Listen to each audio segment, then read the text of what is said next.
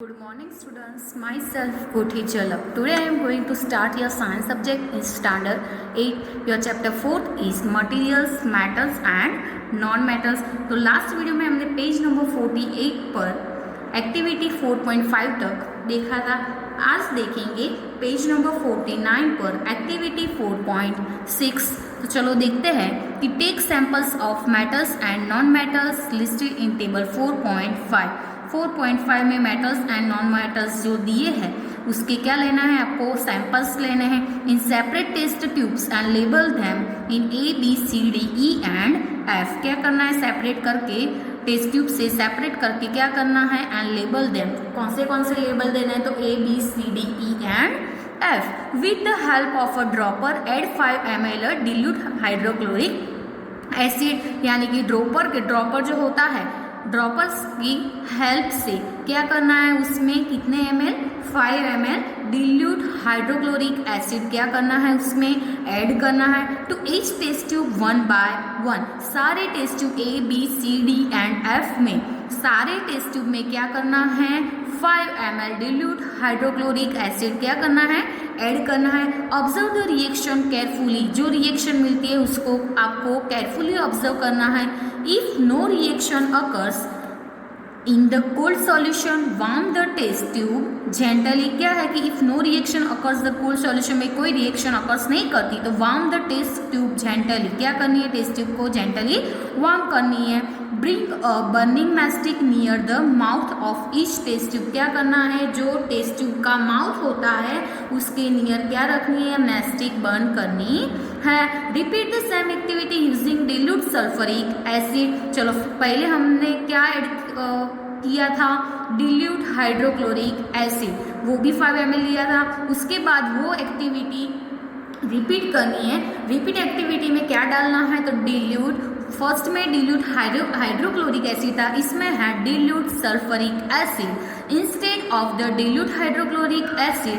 Record your observation in table 4.5. तो ये activity हम लैब में करते हैं तो पता चलता है कि कैसे रूम टेम्परेचर होता है, वार्म होता है, वो सब. ओके, ठीक है. नेक्स्ट देखेंगे एक्टिविटी 4.7.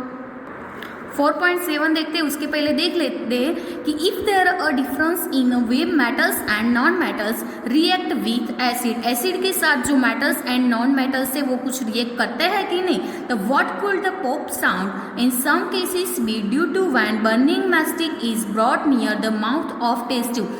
यानी कि कोई टेस्ट ट्यूब के नज़दीक, आप टेस्ट ट्यूब के माउथ के नज़दीक क्या मैस्टिक को बर्निंग करते हुए तो कुछ पॉप जैसा साउंड दिखने मिलता है कि नहीं. You must have sound, yes you must have found that non metals generally do not react with acids but metals react with acids and produce hydrogen gas. क्या है कि you must have found that non metals generally do not react with acid. जो non metals materials होते हैं वो acid के साथ कुछ रिएक्ट करते नहीं है, बट मेटल्स जो है वो रिएक्ट करते हैं एसिड के साथ एंड क्या प्रोड्यूस करते हैं, तो हाइड्रोजन गैस प्रोड्यूस करते हैं. That Burns with a pop sound. और बर्न्स होते हैं तो कैसा साउंड आता है, पॉप जैसा साउंड आता है. You must have noticed that. क्या है कि you must have noticed that copper does not react with dilute hydrochloric acid. वो भी आपने नोटिस किया होगा कि जो कॉपर होता है वो डिल्यूट हाइड्रोक्लोरिक एसिड से कुछ भी रिएक्ट करता नहीं है, यानी कि not react with dilute hydrochloric acid even on heating but it reacts with sulphuric acid. वो किसके साथ रिएक्ट करता है, तो सल्फ्यूरिक एसिड. ठीक है, तो देखते हैं रिएक्शन विद बेसिस. तो बेस के साथ जो रिएक्शन होती है वो देखते हैं. तो एक्टिविटी 4.7 है. तो एक्टिविटी 4.7 में क्या है कि prepare a fresh solution of sodium hydrochloric in a test tube by dissolving 3-4 pellets of it in 5 ml of water. Drop a piece of aluminum foil into it. Bring a burning matchstick near the mouth of the test tube. Observe carefully. क्या करना है, carefully observe करना है. क्या है कि prepare a fresh solution of sodium hydroxide in a test tube. क्या test tube में क्या प्रिपेयर करना है, तो फ्रेश सोडियम हाइड्रोक्साइड का सॉल्यूशन. तो test tube by dissolving 3-4 pellets of in 5 ml of water. 5-4 ml water में क्या करना है, उसको डिजॉल्व करना है. Drop a piece of aluminium foil into it, किसके ड्रॉप करने की piece of aluminium foil into it, bring the burning matchstick, क्या करना है, बर्निंग मैस्टिक लाना है near the mouth of test tube के जो माउथ है उसके नियर यानी कि नजदीक, और आपको क्या करना है, केयरफुली उसको ऑब्जर्व करना है। तो क्या होता है कि what does the pop sound indicate, जो पॉप साउंड होता है वो क्या इंडिकेट करता है, तो as before the pop sound indicate the presence of hydrogen gas. आगे ही हमने देखा कि जो जिसमें हाइड्रोजन गैस बंस होता है तो उसका कैसा साउंड आता है, पॉप जैसा साउंड आता है। तो इधर आपको क्वेश्चन पूछा है कि what does the pop sound indicate, तो पॉप साउंड जो होता है वो क्या इंडिकेट करता है, तो as before the pop sound indicates the presence of hydrogen gas. तो जो पॉप साउंड होता है वो आता है, मतलब कोई भी ऐसे लेते हो सॉल्यूशन उसमें पॉप जैसा साउंड आता है तो उसका मतलब कि वो क्या इंडिकेट करता है, उसमें हाइड्रोजन गैस प्रेजेंस है, ऐसा इंडिकेट करता है। तो metals react with sodium hydroxide to produce hydrogen gas. तो मेटल किसके साथ रिएक्ट करते हैं, with sodium hydroxide to produce, क्या प्रोड्यूस करते हैं, हाइड्रोजन गैस। तो देखते हैं reaction of non metals with bases are complex, जो नॉन मेटल के साथ रिएक्शन होती है वो कैसी, विथ बेसिस आर कैसी है, वो कॉम्प्लेक्स है।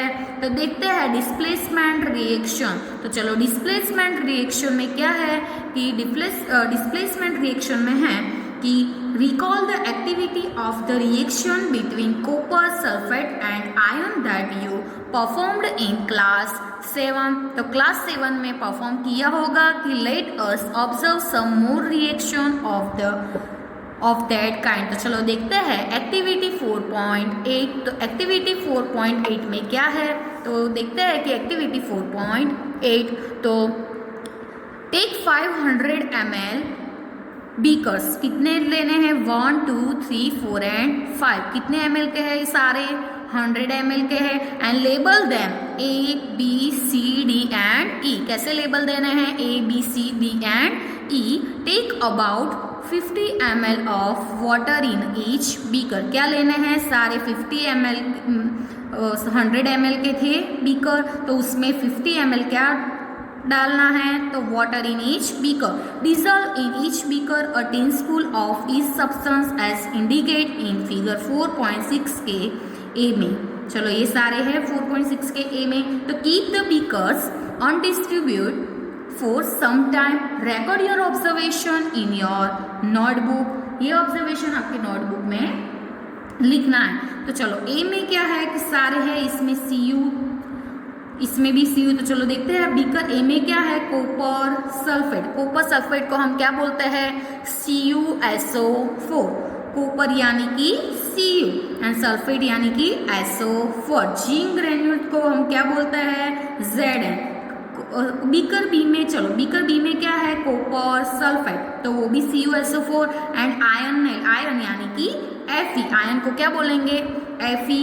बीकर सी, तो बीकर सी में क्या है, जिंक सल्फेट, जो जिंक यानी कि Zn एंड सल्फर का क्या हो गया, सल्फेट का क्या हो गया, SO4 एंड कॉपर टर्निंग्स का क्या आएगा, Cu।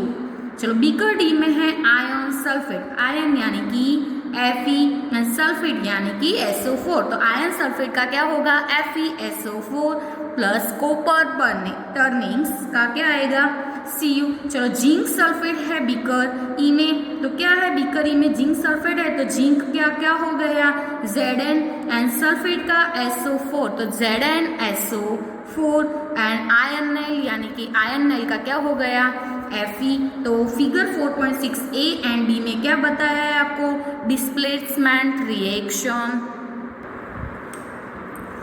तो क्या है कि what change do you observe in the various beaker, तो डिफरेंट वेरियस यानी कि डिफरेंट बीकर्स में उसके चेंज के बारे में आपने क्या ऑब्जर्व किया, तो you have read that one metals displace another metal from its compound in aqueous solution. Aqueous यानी कि जो जलीय सॉल्यूशन होता है वो। इन बीकर ए में क्या है, जिंक, तो Zn replace copper Cu from copper sulphate, तो क्या आएगा कॉपर सल्फेट का CuSO4, that is why blue colour is colour of copper sulphate disappear यानी कि वो दिखता नहीं है, and powdery red mass of copper is deposited at the bottom. वो क्या होता है, बॉटम पर डिस्पोजिटेड यानी कि उसमें बॉटम में जमा होता है ऑफ द बीकर। बीकर का जो बॉटम है उसमें क्या होता है, वो डिपोजिटेड। तो देखते हैं कि the reaction can be represented as follow. तो चलो ये रिएक्शन कैसा है कि कॉपर सल्फेट यानी कि कॉपर सल्फेट कैसे कलर का है, ब्लू।